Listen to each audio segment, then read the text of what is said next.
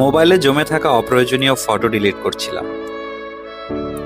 ফোনও বারবার জিজ্ঞাসা করছিল, আর ইউ শিওর?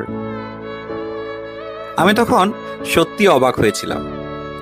ভাবছিলাম একটা মেশিনও তার স্টোরেজে থাকা ইমেজের সাথে সম্পর্ক শেষ করার আগে কনফার্মেশন চাইছে।